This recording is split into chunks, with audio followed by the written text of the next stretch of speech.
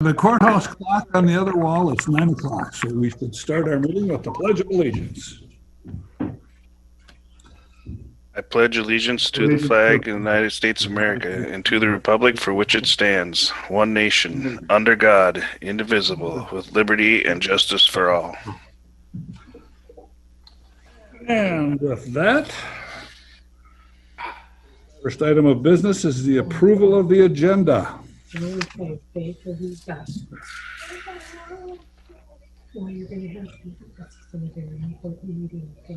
Oh, any errors, corrections, omissions, or is there a motion to approve the agenda? I'll make a motion to approve the agenda.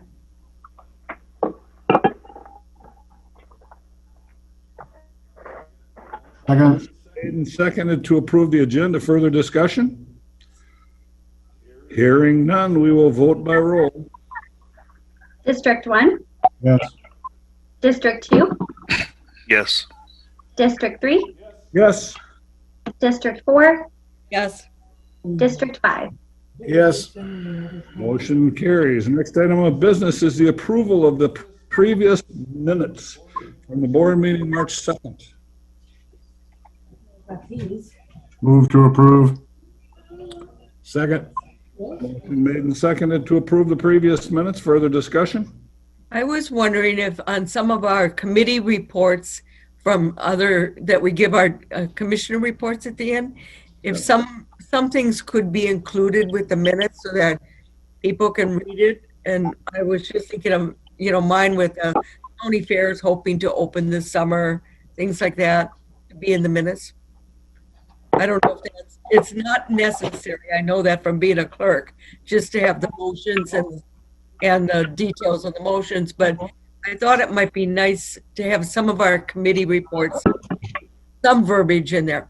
What do the rest think? I think that'd be a great idea. Okay. 725-5813. Identify yourself.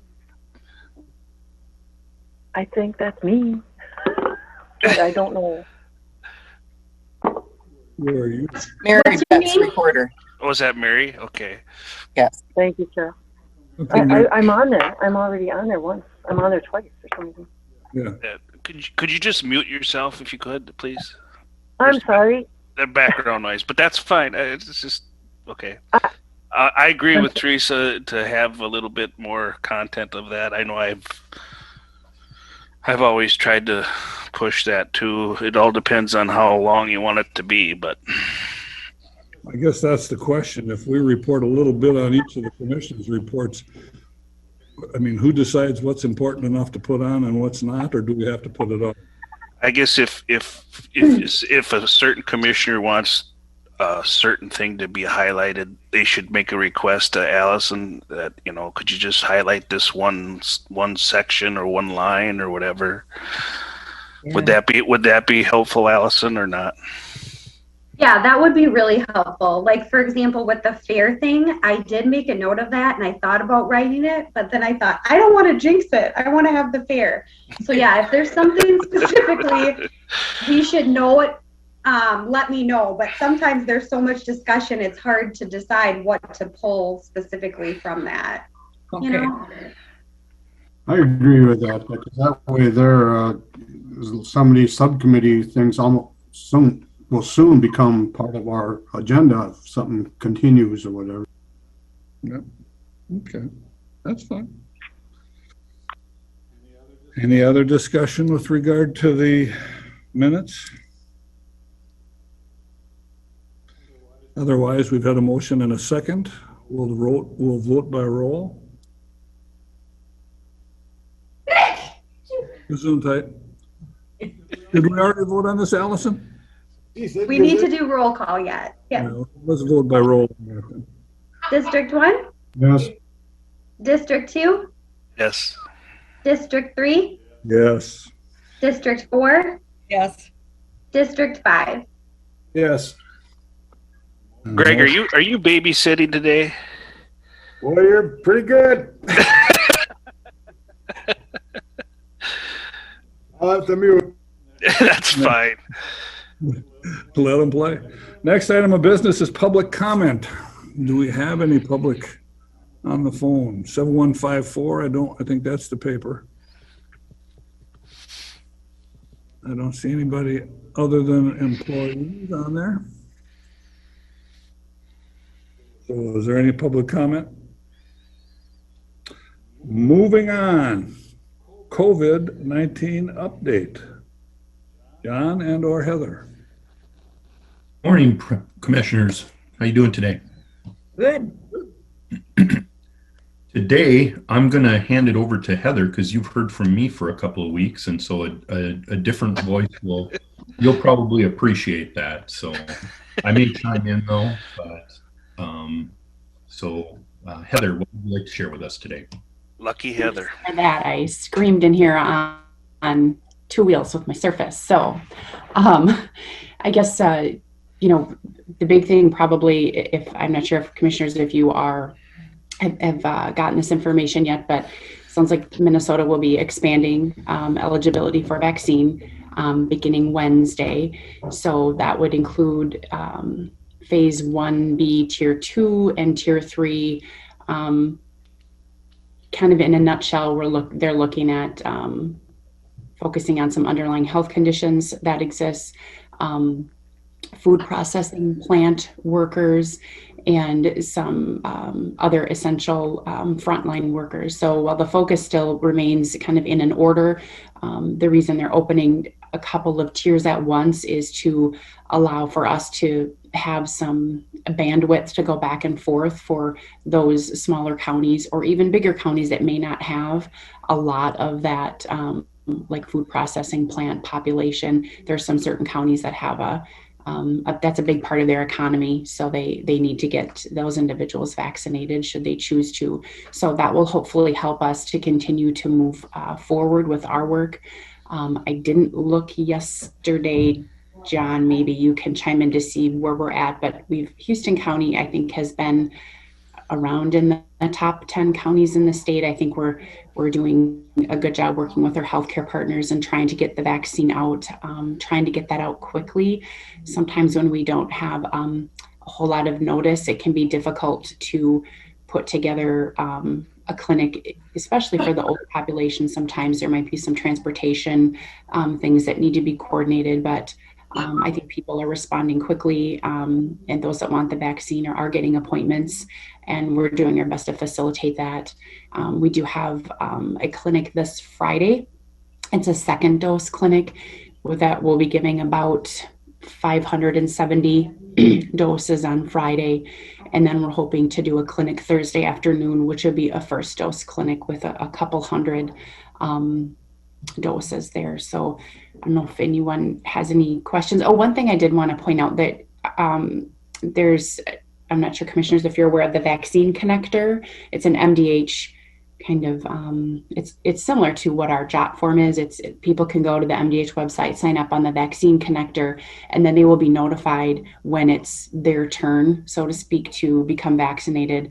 That launched, and we weren't really sure how that would interface with local public health, but how that is kind of trickling down is that when right now, with over 65 being the main focus, we have gotten some communication from the vaccine connector letting us know if there's individuals over 65 from Houston County that have signed up. So we're working with that list, and then kind of some of them we have already vaccinated. I think people got on multiple lists, which is what we told them to do, because we just want people to get the vaccine as soon as they can. But that is kind of how that has been interfacing with our work here at the local level. I don't know if, John, if you had anything to add or if there are any questions.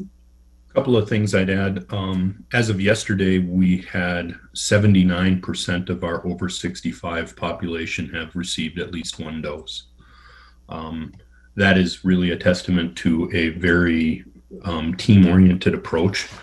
Obviously, the coordination of that and with Heather and her staff has been outstanding, but also it's been a community effort. We've had a number of volunteers who've assisted with us. Many people across public health and human services and other parts of county government. So it's really been a community effort. I'm encouraged with that 79% figure, because kind of what they've said all along is we need to get to approximately 80% of our population to have herd immunity. And, you know, those folks in that over 65 population are considered some of the more vulnerable. And so that high of a percentage in our county is real encouraging. The other thing I'd note is with 1B opening up, Heather was sharing with me yesterday that the state is hoping and encouraging local or the primary healthcare providers to lean in real hard with that, especially with people with underlying conditions. In public health, we don't have people's medical records, and whereas your primary healthcare provider does, so they have a sense of who would be in those priority groups based on underlying health conditions. It doesn't mean we won't vaccinate those folks, but I think the state is hoping that primary health care providers will play a big role in that. Two other quick things. Last week I mentioned that the JOT form doesn't provide a receipt, and I was wrong in that statement and sent something off to you guys, but I just wanted to say it in a meeting too. The JOT form process that we use does send a receipt. It comes from JOT form, not from us. And we don't follow up then with folks until we are sending out something through our messaging or our appointment making system. And so I was pleased to hear that it wasn't something that we needed to build. It was built, it's actually in place. So if people have not received a receipt, that would indicate that something happened, that they, I don't know, they didn't complete the process in completing the JOT form. The other question that was asked last week was, how will we know when we're done with COVID? What metrics or measurements or whatever are we looking for?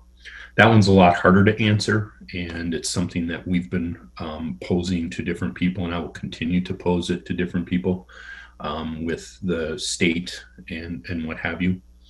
I guess the first thing I would note there is, all along, as I mentioned earlier, we've heard that we want to get to a point where, you know, approximately 80% of our population is vaccinated and giving us herd immunity. We're starting to see different guidance from CDC with regard to people who have been fully vaccinated, that they can spend time without masks and not socially distanced with other people who've been vaccinated. Also with people who are at low risk. So those types of things are an indication of some of the things that the public health world in a broad sense is looking for us to kind of move to more life as normal, if you will. So those are a couple of things that I wanted to make sure I followed up on this week. Do you guys have any questions?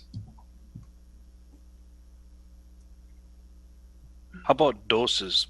Are you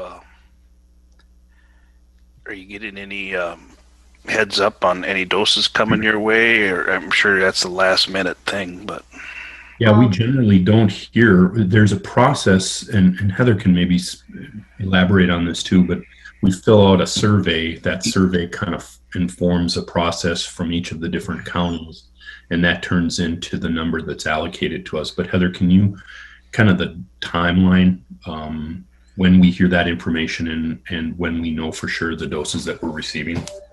Sure.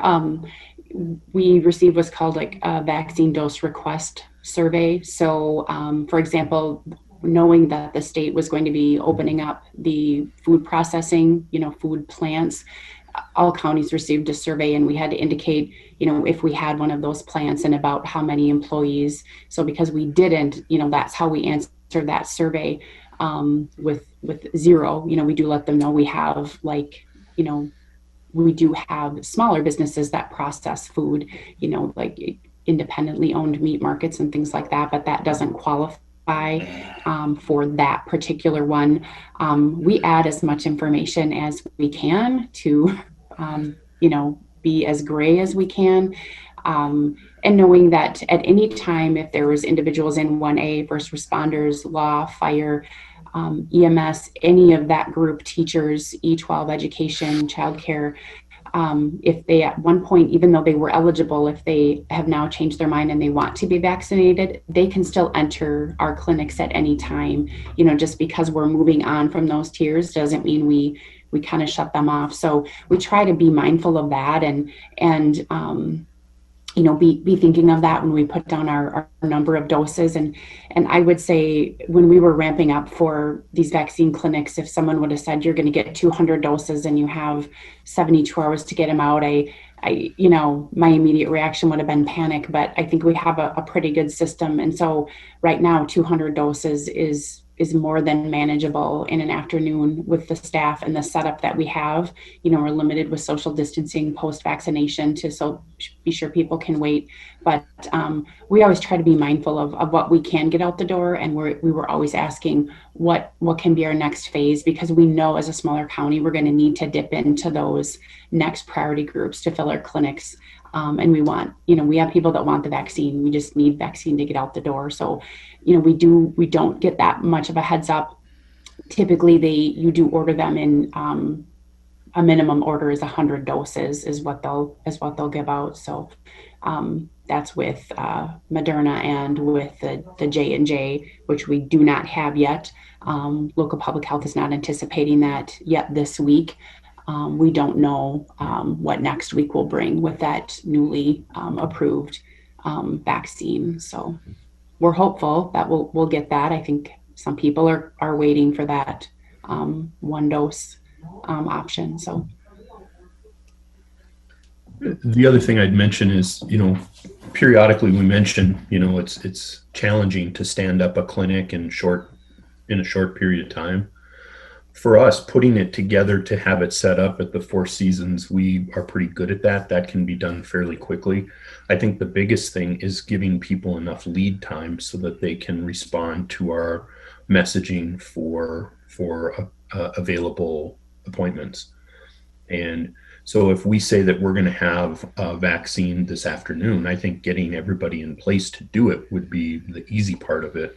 But getting all of the appointments filled would be difficult, and giving people that short of notice would probably result in not a very good turnout. So one of the biggest challenges is having enough lead time so that people have a few days to be able to respond to those opportunities for appointments. Yeah. I got my shot on Friday. You guys did an awesome job. The only problem I had was I couldn't get by that bouncer very easy you had out front. That was going to be my one question for Greg. Did you get your shot, Greg? Yes, I got my shot. 25 minutes. They did a hell of a job. Good job, ladies. I get my second one on Friday. Good for you. Me too. Good deal. So any other thoughts or questions? Sometimes I feel like we repeat ourselves over and over, and then maybe I forget something. So please always feel free to ask us questions, send us an email, give us a call, whatever. I don't know, our messaging gets a little redundant over time as we're saying the same things over and over. I think overall it's a good, I'm encouraged. We're moving in the right direction. We have a solid plan in place and the ability to vaccinate large groups of people.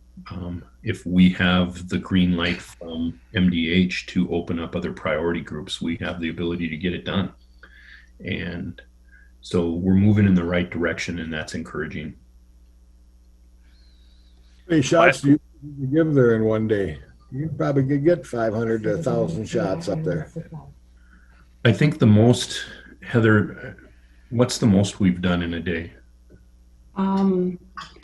I would say the most is probably nearing that 600 mark when we had a kind of a morning and afternoon that sort of blended together, and it was a little frazzling in the moment because there were some scheduling snafus, but that was about what we did. And, you know, I think 600 to 650 would probably, you know, it'd be a longer day. But that's probably something we could move through there.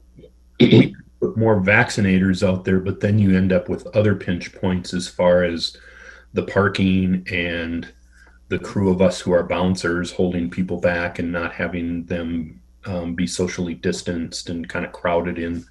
So much more than that at that facility is difficult. But if we had vaccine to be able to do that, you can move through a lot of people in a fairly short period of time. Kind of depends on if it's first round or second round. First round's a little bit slower because of sign up and whatnot. Second round, they're already recorded and away they go. Yeah, they kind of know the drill, and so they move through a lot faster. Well, very good. Yep, you guys are doing a good job, and I've noticed on AMC's website on their what other counties are doing for their vaccination programs and stuff, and I requested Heather to take pictures so we can promote what Houston County is doing, and I think that'd be a great idea. So, Yeah. So we can just let other people in the state know how well we're doing down here. So, Thank you very much, Commissioners. Thank you, John and Heather. So moving forward, next item of business is the consent agenda. That includes the approval of initiating a competitive search for Tech Clerk 1 and the change of employment status for Kimberly Rummus from case-aid probationary to regular, effective March 22nd. Anything to delete, add, or question on the consent agenda? I'll make a motion to approve the consent agenda. Second. Motion made and seconded to approve the consent agenda. Further discussion? does Tess want to fill us in on what we asked her to look into last week? Good morning, Commissioners. Yes, I met with the Director of Environmental Services as well as the Director of the Assessor. Although they were very willing to work together to try to figure out a solution, they determined it was pretty quickly once we started doing the time study, which I believe was should have been sent to you last Friday. Doing the time study that the assessor's office is in need of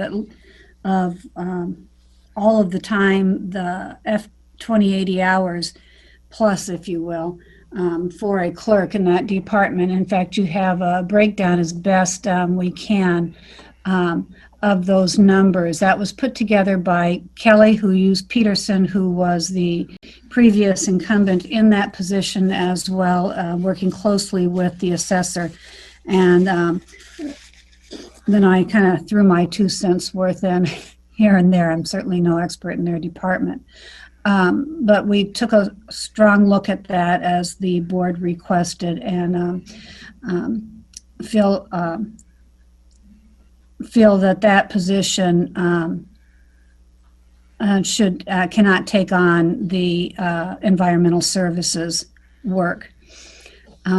So we do have, so this on the consent agenda here, this is to move forward with that technical clerk for the assessor's office as one full-time FTE. And I believe Kelly, is Luke on? Yes. Kelly may have something else she wants to add. I don't know if there she is on. Kelly, did you have anything to add if you unmute yourself? Not necessarily anything more than what's on that work study, time study, but I can't imagine not having a full-time clerk in this office. Thank you. Any other questions before we vote? Otherwise, we will vote by roll. District 1, Yes. District 2, Yes. District 3, Yes.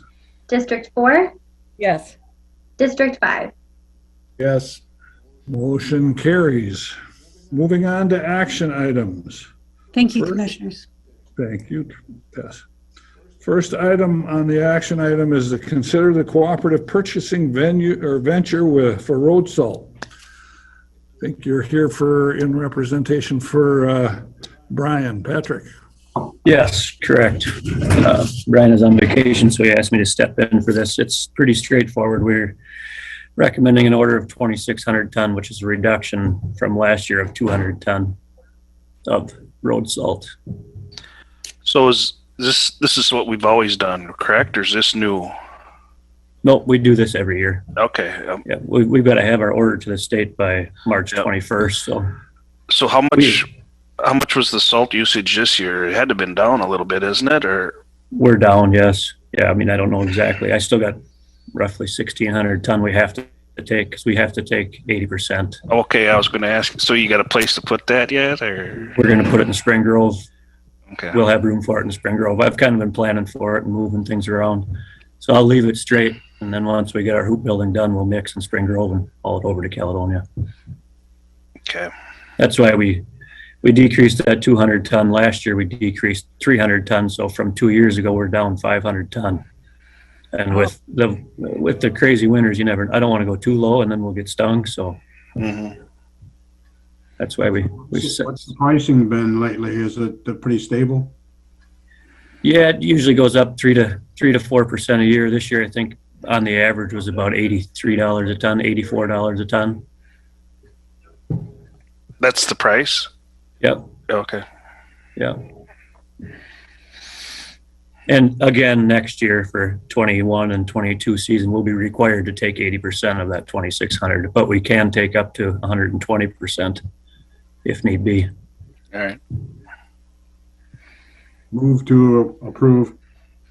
I'll second it. Motion made and seconded to approve the cooperative purchasing venture for salt. Further discussion? Hearing none, we will vote by roll. District 1, Yes. District 2, Yes. District 3, Yes.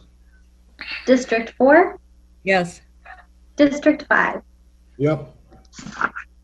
Next action item is the consider approval to award the low bid for the FAA AIP for the airport runway culvert lining project contingent on the FAA grant funding. Patrick.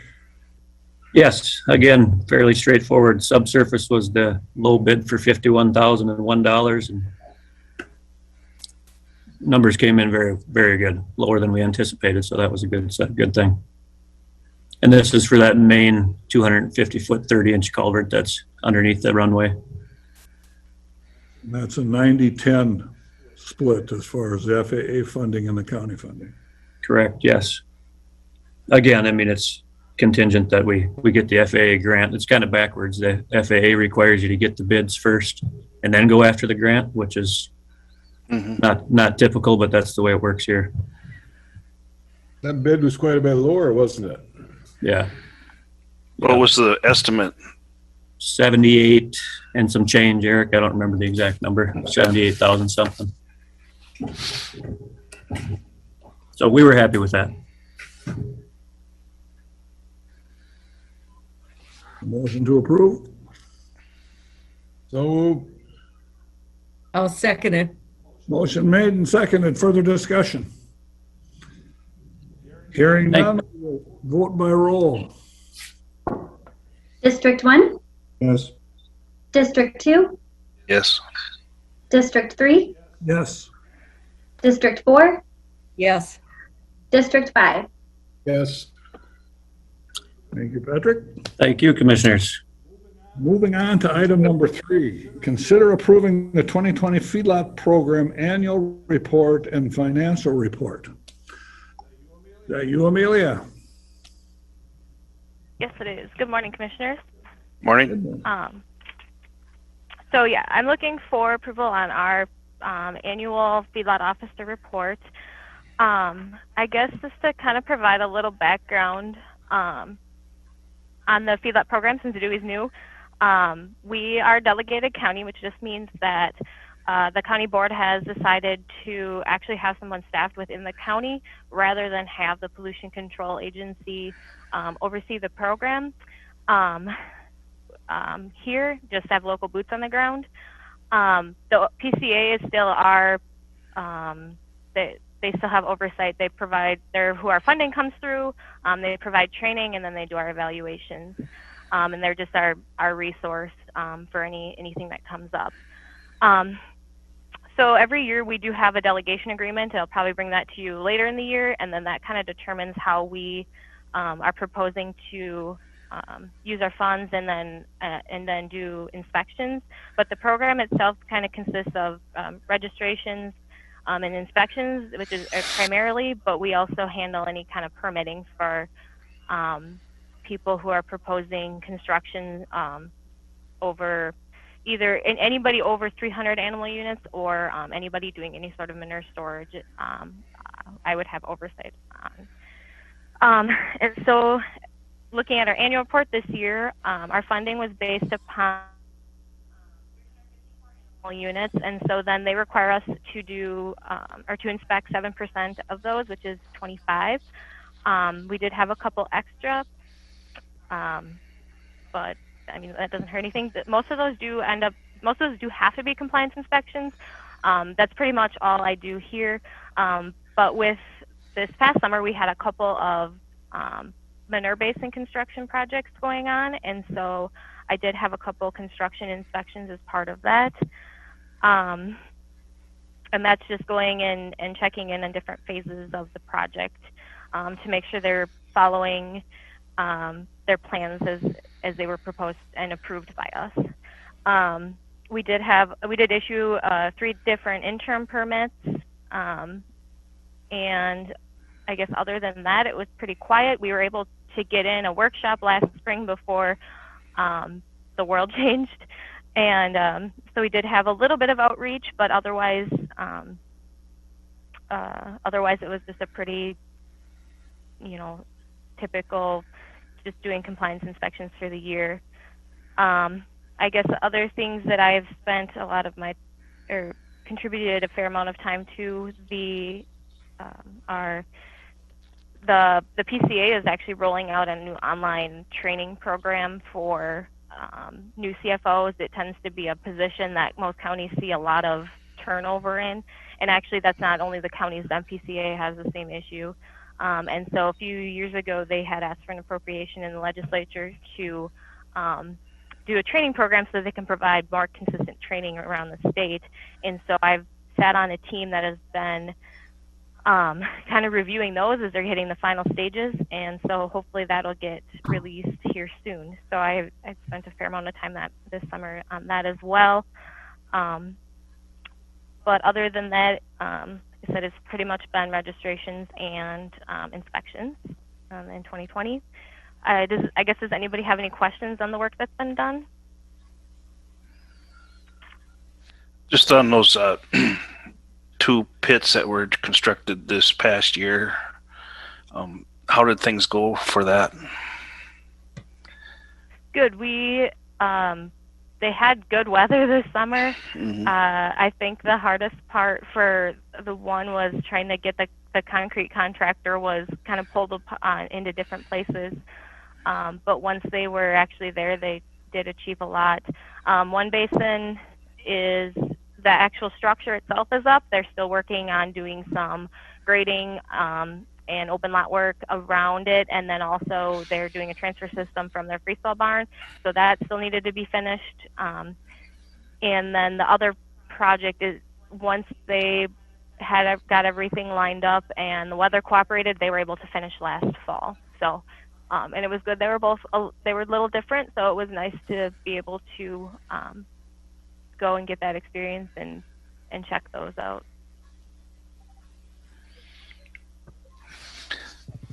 That's good. There's later in your report, you talked about the input with other counties. So are they willing to listen to what you guys are wanting to see as far as how to enforce some of these regulations? What are you looking at? I Well, guess I can give you a better idea. You talked about how you were working with other Oh, counties for the training programs or whatever. yeah. So we reviewed like the narrations and things beforehand, and then we're going back through and reviewing as they're putting them into videos and presentations. We're going back through and reviewing those and just giving our input on that as far as what we think works or doesn't. Okay. And they have been very receptive in that respect to our input, I guess. That's good. That's good to hear.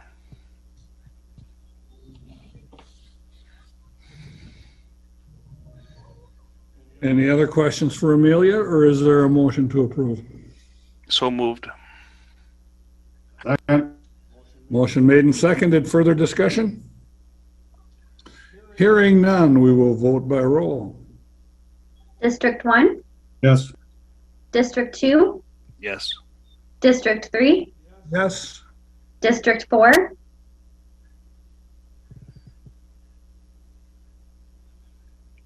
District 4, Oh, you're muted. You're muted, Teresa. Yes, sorry. District 5. Yep. You can just raise your hand, Teresa. The fourth Thank you, action Commissioners. item. Consideration the recommendation for EDA board from the EDA board on the grant awards for round 2 of the Houston County State Business Relief Grant. Allison. Yeah, so the EDA board met this morning. We had a total of 66 businesses who applied before we ran out of grant funds, and we are recommending that they all be awarded for a total of $65,399.71 in the second round.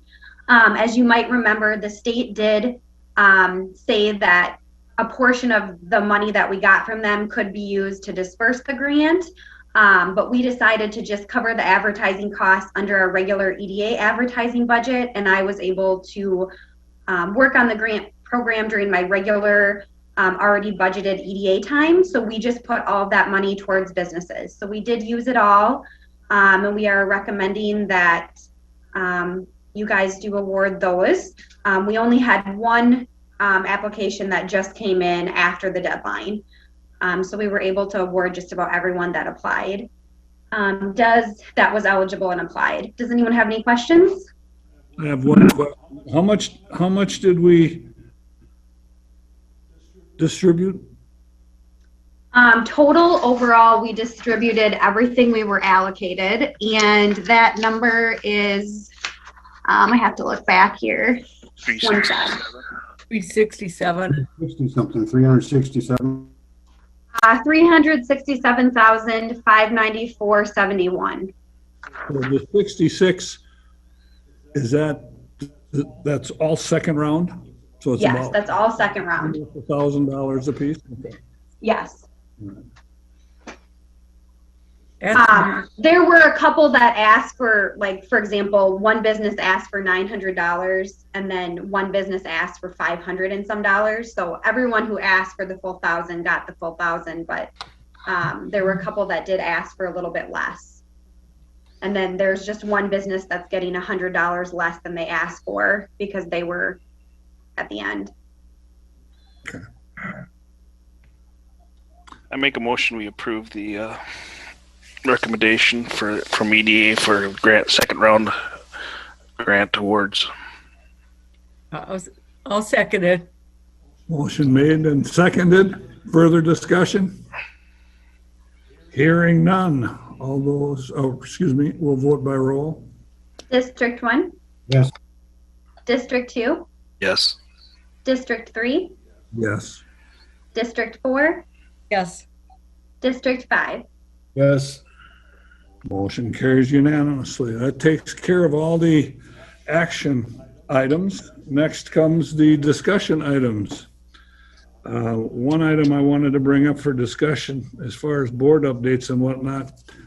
I am currently sitting in our county board chambers. Anybody have thoughts with regard to coming back to live meetings? Well, I thought it was determined that there would have to be some renovations as far as to keep everybody 6 feet apart, and the changing of the audio and video is going to amount to some quite a bit of money to do that. So we're going to stay virtual until we didn't have to follow those guidelines, or am I wrong on that assumption? That was our discussion the last time when I met with Andy about it, because of the enormous cost of redoing the room. We could possibly put 3 people up above and 2 people level down or something like that if we really want. Well, the problem is that, like Andy says, is that if then you're doing a hybrid, and that gets to be rather cumbersome. And Yeah. So And what would be wrong with tearing out that little high rise, take all that out, and then we could be put against that one whole wall? That might work. All the electrical that runs underneath the high rise is kind of the issue on that. But Tess, I got a question for you with regard to spacing. When it's a 6-foot space, is that from center to chair, or do you have to have 6 foot plus, say, 2 feet for the person to sit, and then another 6 feet plus 2 feet, or how does that 6 foot work?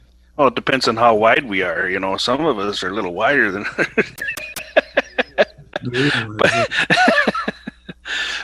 Tess, you're muted. You're Tess, muted, you're Tess. muted, Tess.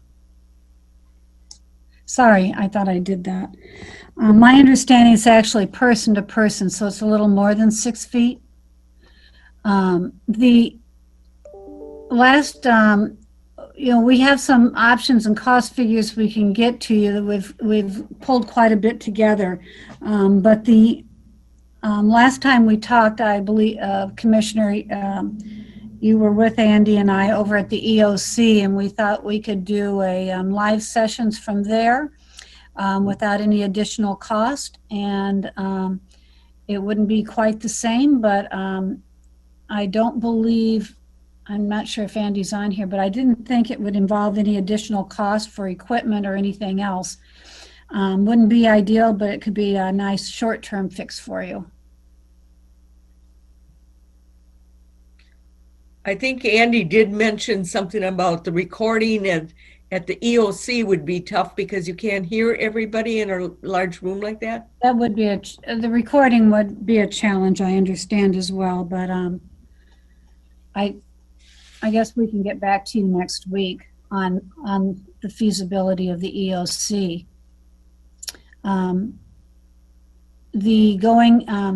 There would be a lot of cost associated with, and we're getting all those figures together with redoing the existing commissioner's room.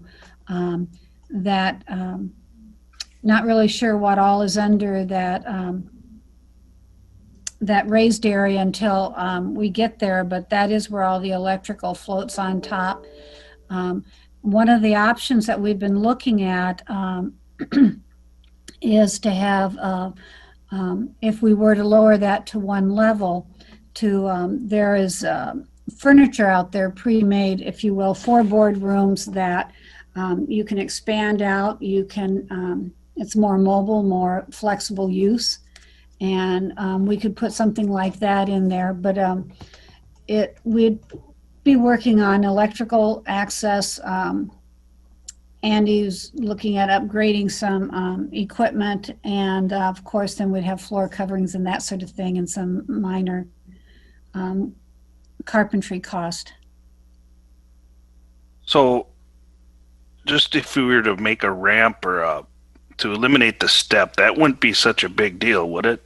As far as, I mean, keeping everything the same except for to extend it out. Now, I think we did look at that, and I don't believe I had, we were looking at fire exit, because if we were to extend that out, we'd be blocking that back door there. However, I'm not sure I don't believe that's going to be a problem, because I don't believe it's a required exit for the folks that would set up front of you.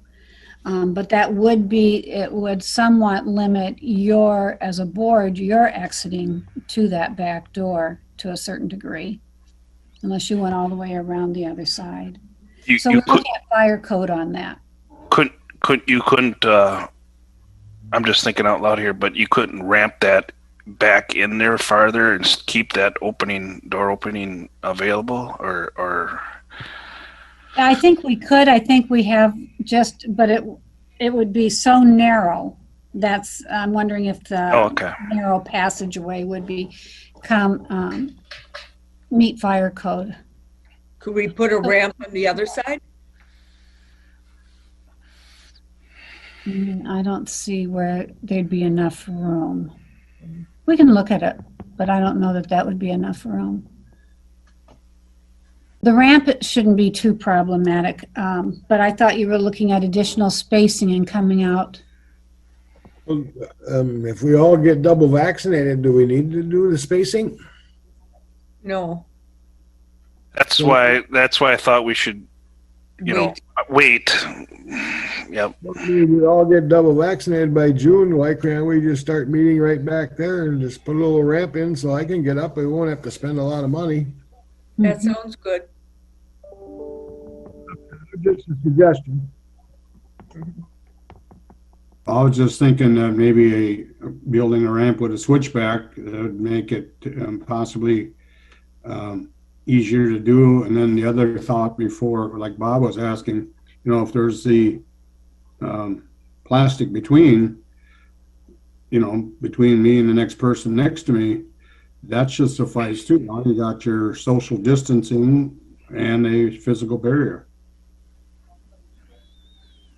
That's what we do for township elections. We have a plexiglass between each of us because we are not 6 feet apart.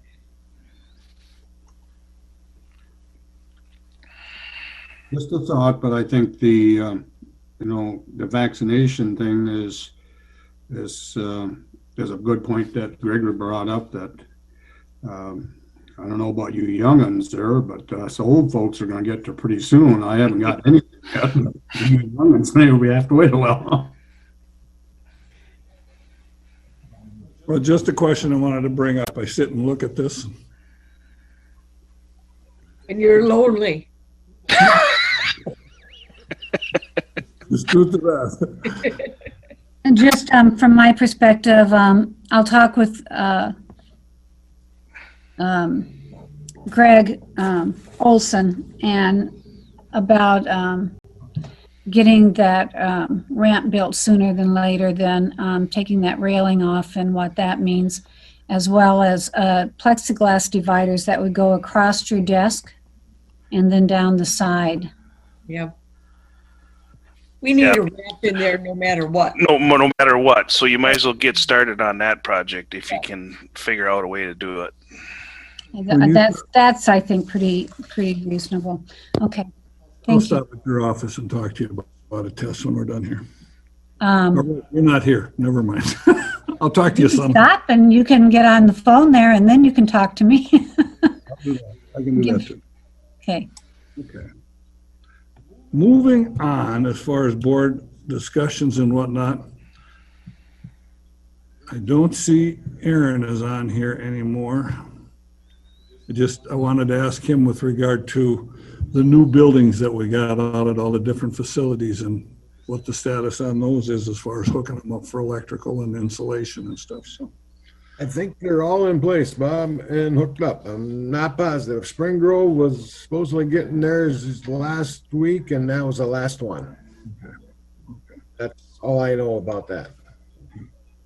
I was out at Caledonia the other day and the building was there, but it wasn't being used because it wasn't hooked up yet. They were still using the little one.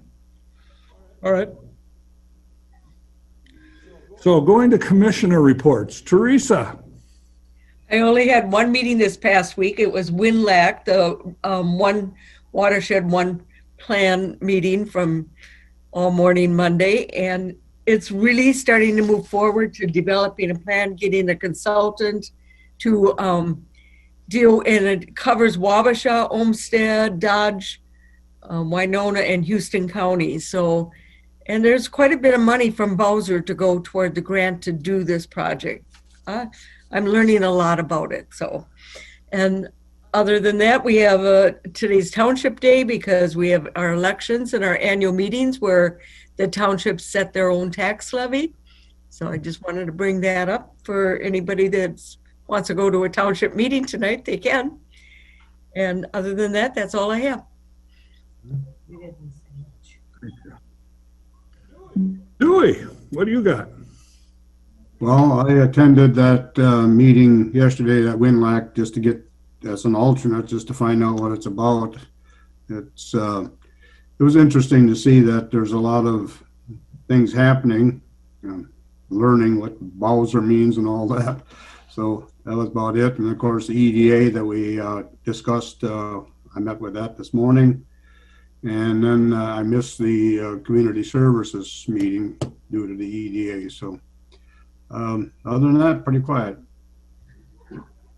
Thank you. Greg. I had a SEMCAC meeting last night.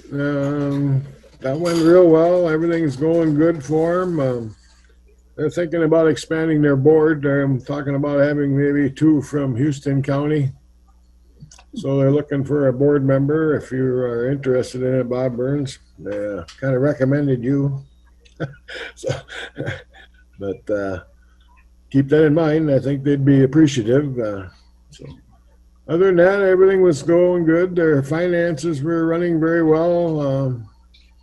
They're doing some cuts on certain things, and I think they're going to do good all year the way it looks if they don't have any troubles. So, and I guess that's about all I got.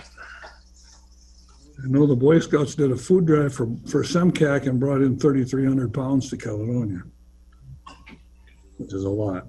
Yeah, they're good. Mr. Johnson. They serve a lot of meals out of Caledonia and all over too. So. I had a union negotiating meeting last week with jailers.